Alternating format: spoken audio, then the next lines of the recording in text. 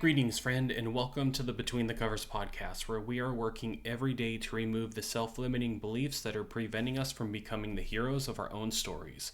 I am Marcus Spar, and before we get into this month's hero study, just a quick reminder. I'm sure you're tired of hearing me say this, but if you're on YouTube, please give this video a like, subscribe, leave a comment. If you're listening to the audio version, then please give this podcast a 5-star rating, leave a review. And you're able to get in touch with me at questions.btcpod@gmail.com.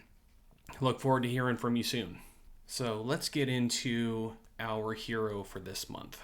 We are looking at the character of Katniss Everdeen from the Hunger Games series of books and even films. Now, this is a person who was very influential with those who grew up around the year 2008. Oh my goodness, that was right around when I graduated from college. Whew, okay, that's showing how old I am here. Now, the thing with Katniss Everdeen is she was one of the most influential heroes for young girls, teenagers, young women, I guess just all women in general, because she was a character who showed a lot of bravery, a lot of courage. She was someone who was able to overcome insurmountable odds and actually become an icon for a group of people trying to overthrow tyranny. I think probably the best description or the best sentence to describe Katniss is one that comes from President Alma Coin from Mockingjay Part 2, the movie. Katniss Everdeen, a small town girl from District 12 who survived the Hunger Games and turned a nation of slaves into an army. That is a very fair summation of the kind of person that Katniss is. To get into her story, and I guess I should just put a disclaimer here, huge spoilers for the story of Hunger Games from the books and the movies, so if you don't want it spoiled, now is your time to go listen to or watch something else. Katniss was born the 8th of May in District 12 to Burdock, a miner and illegal hunter, and Astrid Everdeen, a healer, before the 58th Hunger Games.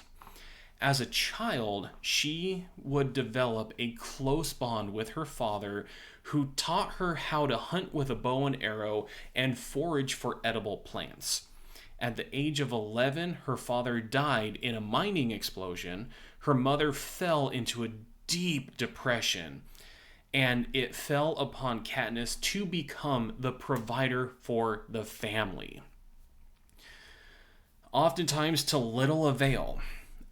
There were many times that she was in danger of starvation. That is until she started going hunting deeper into the woods around District 12 and actually using the skills that she learned from her father. And when it was the most challenging of times, she also was given some aid by a fellow resident, Peeta Malark. Peeta was known for, on occasion, intentionally burning loaves of bread that he knew his parents would say, "You've just got to go feed that to the pigs, we can't sell it." But instead of giving it to the pigs, he would give it to Katniss so that she and her family wouldn't starve. Even when her mother came out of her depression, Katniss didn't trust her to take care of the family. And when she turned 12 and was old enough to participate in the Hunger Games, a 12-year-old could be reaped, as they called it, and brought into the Hunger Games. That's kind of frightening. she would trade additional entries into the naming pool for a tessera, or enough grain and oil for a single person to live on for a year. As I was doing some research on this, they were saying that a lot of times that wasn't even enough, and the food still had to be subsidized through other means.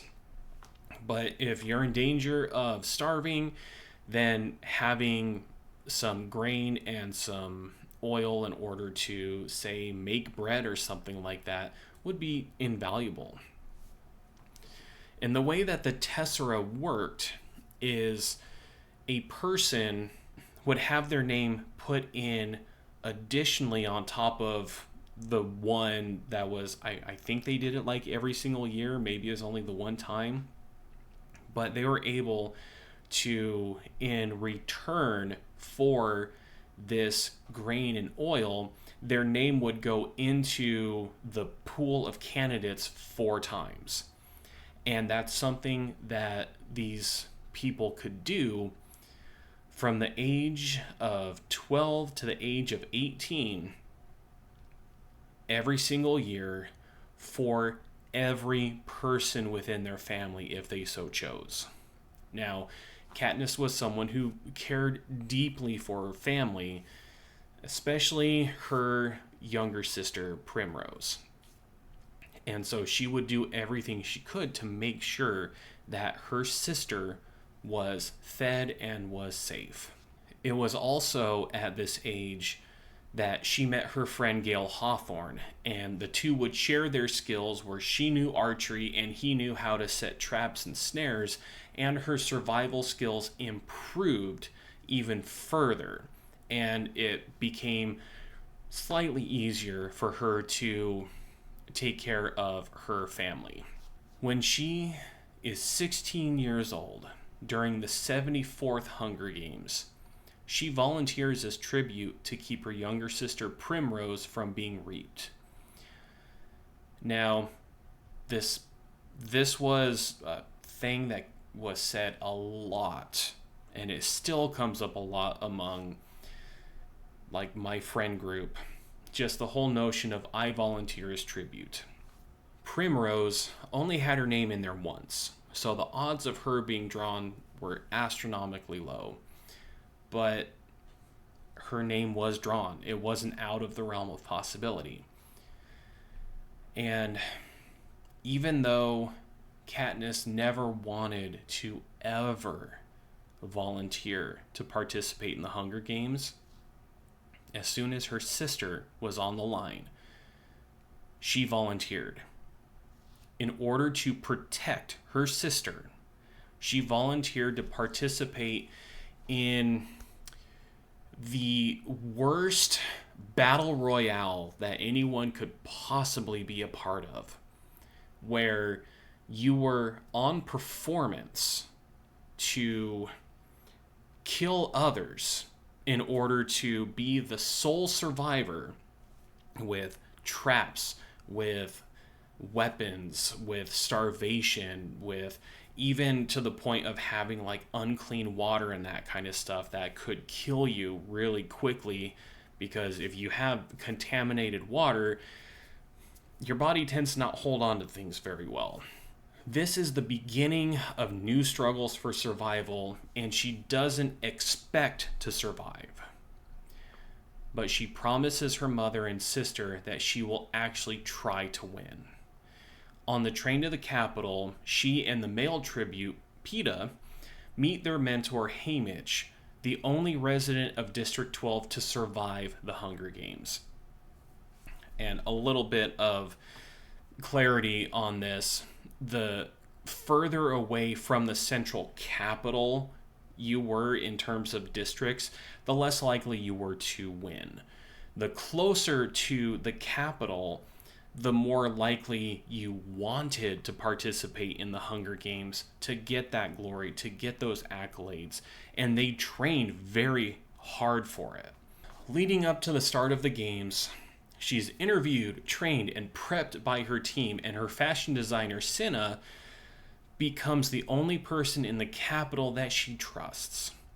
He becomes a grounding voice and presence for her while trying to make her look as good as possible for the audience and representing her district. Her district was known for coal mining, and so there was a lot of like blacks and fire effects and everything, just as a representation of what that district provides. In her first Hunger Games, she follows the advice of Haymitch to not join in the fight for supplies at the cornucopia, even though there was a nice bow and arrow set on display. She grabs a backpack and hustles into the forest while tributes die around and behind her. In fact, this was often referred to as the cornucopia bloodbath.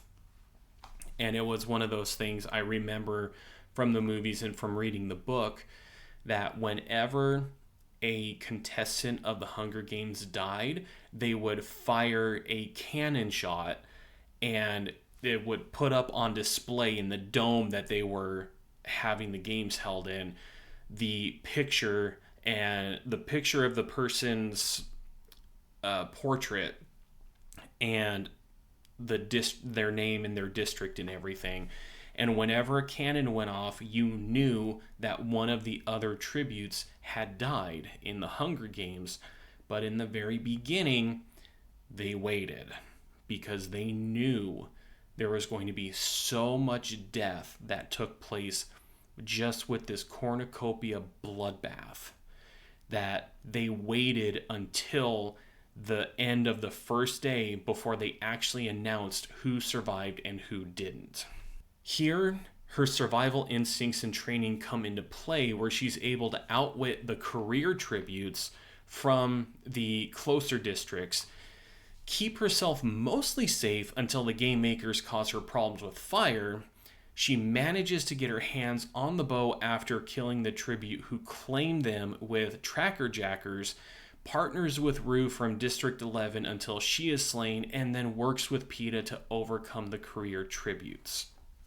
This is one of those things we talk about all the time, the value of having allies. It was important for Katniss to have people that she knew she could rely on. When everyone was out to get her because she scored so high with the private displays of her skills with the game makers, that automatically put a target on her. So she has to try her best to survive. She has to avoid detection. She has to make sure that she has clean water to drink. In fact, in the book, it mentioned that there were quite a few times that, or like very early on, she was in danger of dying of thirst because she hadn't found a reliable source of water. And thankfully, the backpack that she picked up had iodine in it, which is something that can be used to clean water. So otherwise, she would have been in a tight spot because the water, even if you drank it, the water was intended to kill you. Everything within the Hunger Games arena was intended to cause harm. So she partners with Rue because Katniss is discovered by some of the career tributes, and they can't climb up the tree that she has climbed up. The one tribute that has the bow and arrows is not great with them and misses every shot that she takes. And so they just decide to wait it out. Okay, she can't stay up there forever. We're going to wait until she comes down, and then we're going to take her out. That following morning, after this encounter happened, that is when Katniss sees Rue. And Rue is up in another tree, and Rue actually points out, hey, there is a nest of tracker jackers over there. And these were modified hornets or wasps that when you had their venom coursing through your body, you experience horrific hallucinations. And so Katniss uses a knife that was actually thrown at her, and she used her backpack to block it in order to cut this nest off of the tree branch. And then it falls to the ground. Tracker jackers go everywhere. They start going after PETA, and they start going after the career tributes and everything. And I think her name was Glimmer, was the one who had the bow and arrow. She ends up dying because she gets stung so badly, and the poison just kills her so quickly that she is just like this puffy, swollen mess of an individual.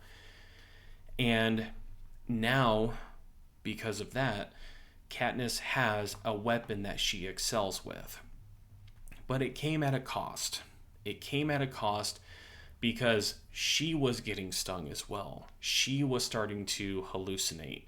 And it also came at a cost of her compatriot, PETA, because PETA was with them not to actually kill Katniss. He was trying to, say, lead them astray. But it was the only way that he could protect himself is if he promised, hey, I will help you guys find the high scoring District 12 person that I know pretty well. And at this point, it is discovered that PETA doesn't actually want to kill Katniss. I mean, it was actually brought up in the interviews that PETA was in love with Katniss. So naturally, he would want her to remain alive. In the end, Katniss is able to save both herself and PETA, though she does experience the loss of Rue. Unfortunately, as much as they tried to overcome these other tributes, these better armed and more well-fed tributes, Rue doesn't make it. One of the other contestants throws a spear at her, and while Katniss is able to take out this other contestant, she also lost the only ally that she had. And that was something that was very difficult for Katniss. In fact, I think Rue was only like 12 or 13 herself. And maybe it was... No, I think it was 12. Because this would be the first year that Primrose had her name put in for the Reaping, and Primrose was 12, and Rue reminded Katniss a lot of her sister. So she really wanted to do her best to take care of and protect this younger person from District 11. So this has a bit of an impact on her, and kind of shows the first bit of defiance that Katniss displays during this first Hunger Games, where most people, when they kill one of the other contestants, they just leave them. And then some kind of helicopter comes in, picks up the body, and flies them away. But Katniss takes the time to leave like some kind of memorial display of flowers and everything surrounding Rue, and looks up at one of the cameras and gives one of the signals from District 12 being like just holding up 3 fingers. And that was the first example of her defiance. By this point, she also knows that PETA is not on the side of the others that she has ruined their chances of winning, because they were the ones who had all the food. They were not that great at survival as Katniss is, and she destroyed their entire food supply. In the end, Katniss is able to save both herself and PETA when they are the last two, and a promise that two tributes from the same district can win is rescinded. They both promise to eat nightlock berries in order to kill themselves, so there is no winner. This forces the game makers to allow them both to win, but also draw unwanted attention from President Snow of the Capitol, as this is seen as an act of rebellion. Little does she know that this act of defiance would drive a rebellion that starts in District 8. Then others get on board to disrupt the Capitol. Peacekeepers become stricter and more violent toward the populace. Some people leave for the missing District 13. In an effort to quell the rebellions, President Snow issues an edict that for the 75th anniversary of the Hunger Games, that they will draw from existing winners for candidates, reminding the populace that no one is safe from the Capitol. Once more in the arena, after seeing her friend Cinna brutally beaten and later dead from these injuries by peacemakers as she is being raised up, she and Peeta are forced to make uneasy alliances with Finnick, Johanna, Wyrus, and Beatty. Instead of trying to win the game, they work together to sabotage it as another act of rebellion. The arena is brutal to everyone. Katniss at one point being trapped behind a force field with mockingjays mimicking the cries of distress from her sister. And one of the things that really stood out, and this was in the movie anyways, is that the only way the mockingjays would have been able to do that, according to Katniss, is if they actually captured and tortured Primrose, so that these mockingjay were able to hear these calls of distress. And that was tragic for Katniss to go through. Though many of their allies fall, with the help of BT's plan to make the water around their sliver of the arena defensible with electricity, she connects a wire to an arrow and fires it toward a flaw in the force field. As a bolt of lightning strikes a tree the wire is attached to and destroys the arena. When she wakes, she's in District 13 with some of her allies from the arena, but not Peeta. She is told that she is the Mockingjay, the symbol of the rebellion against the Capitol, though she doesn't want to be the symbol. She becomes a mouthpiece for the rebellion, recording propaganda videos that will cut into Capitol broadcasts. As the resistance fights back, she eventually reunites with Peeta, though he has been hijacked by Tracker Jacker venom to hate Katniss. They effectively use this venom to literally brainwash him in one of the most horrific ways, using this hallucinatory poison. Through a lot of hard work and time, she stands by his side to help him recover, trying to remind him of their good memories. This eventually turns into a game or a tool where Peeta says something he remembers and asks Katniss whether it's real or not. Though at first it was tense and hostile, the two of them began to bond more over their shared memories, and she stood by him with every confusing memory Peeta had that was not true. The rebellion wins and takes over the Capitol, with a final explosion that came in the form of care packages for civilians President Snow brought to his manor as human shields. Many citizens died from this final attack, including a medic team from the rebellion that Primrose was in. After seeing this attack that was issued by President Coin, instead of executing Snow publicly as planned, she instead assassinates Coin because she recognized that she would be worse than Snow in leadership.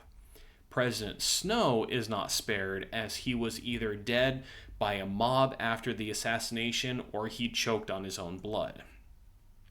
After the war, Katniss and Peeta move to the meadow where the two of them eventually have children and wrestle with the post-traumatic stress they both experienced from 3 years of conflict.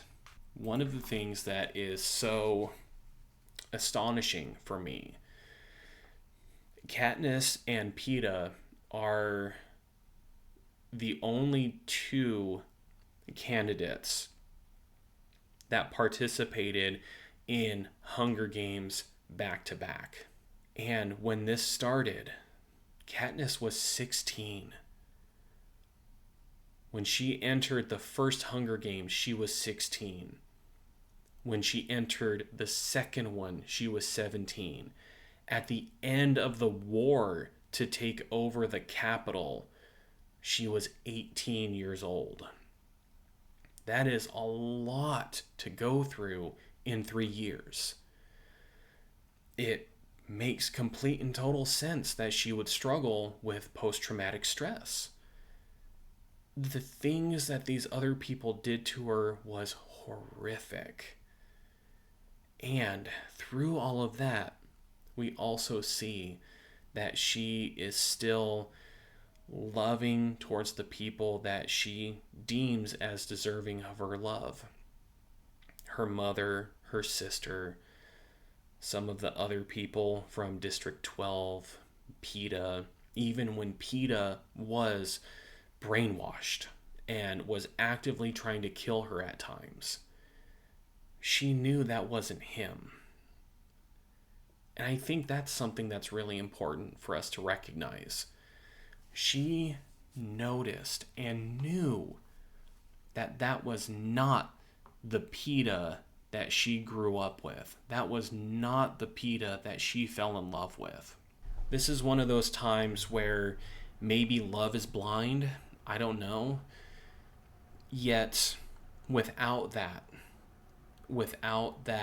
nurturing, without standing by Peeta's side, he likely would have ended his own life. With the horrors that they experienced, the fact that they were able to effectively have a peaceful existence after the war and actually had 2 kids of their own, that's incredible.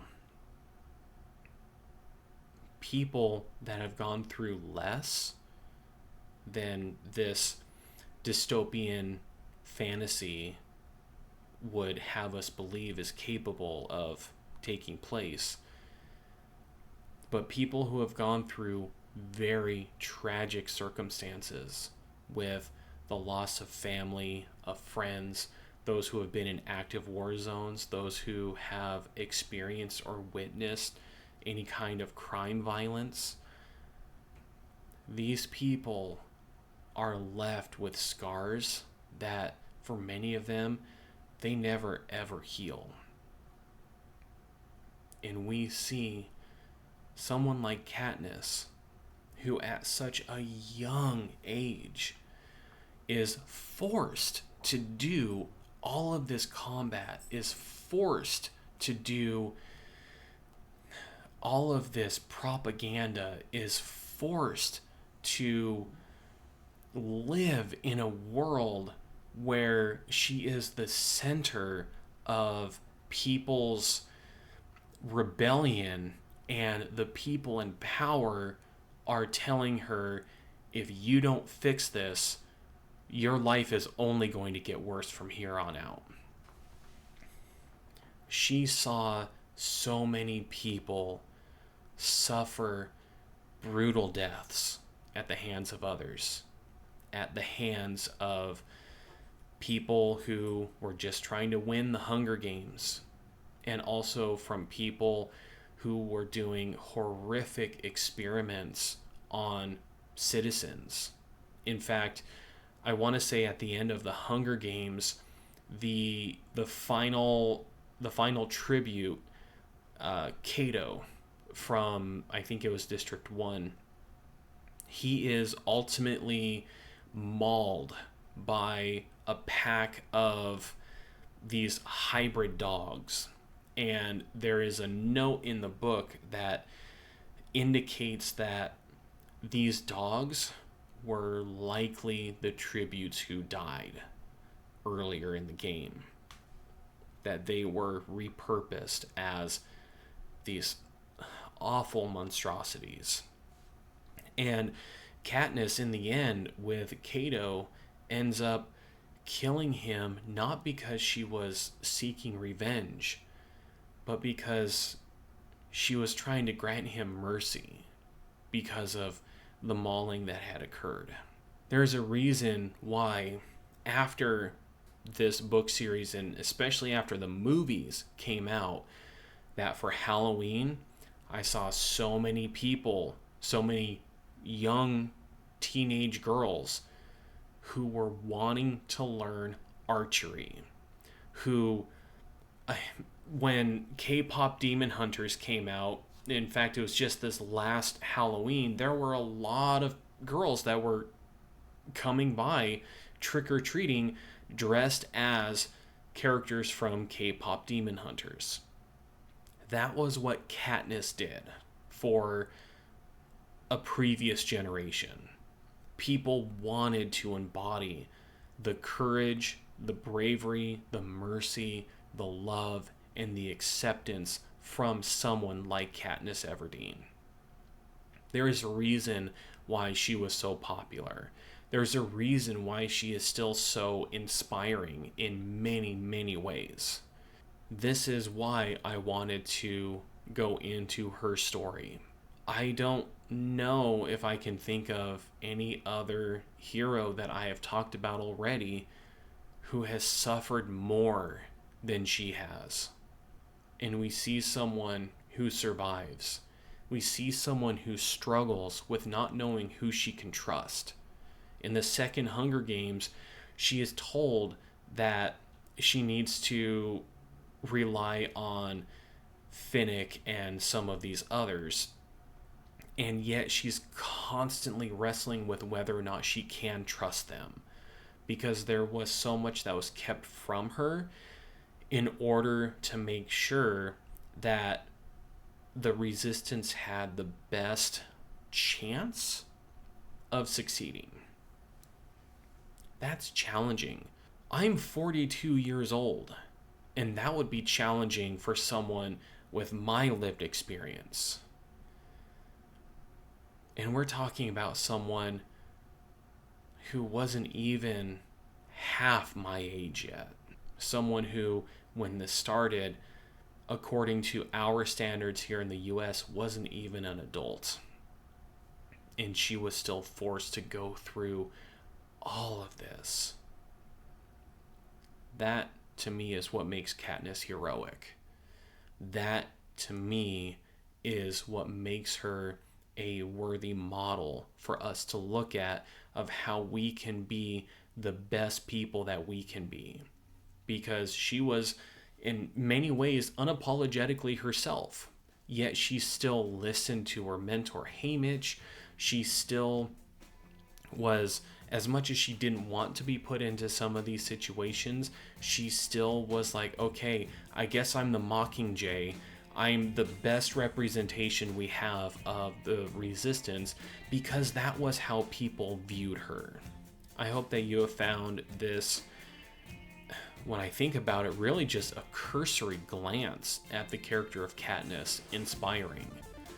In fact, as I was doing research on this, I'm like, damn, I have not watched these movies in so long. I might just have to sit down and watch them again. We'll see who is going to be the subject of next month's hero study. But until then, we will have another episode that comes out next week. And I look forward to talking with you then. And until next time, live strong for today.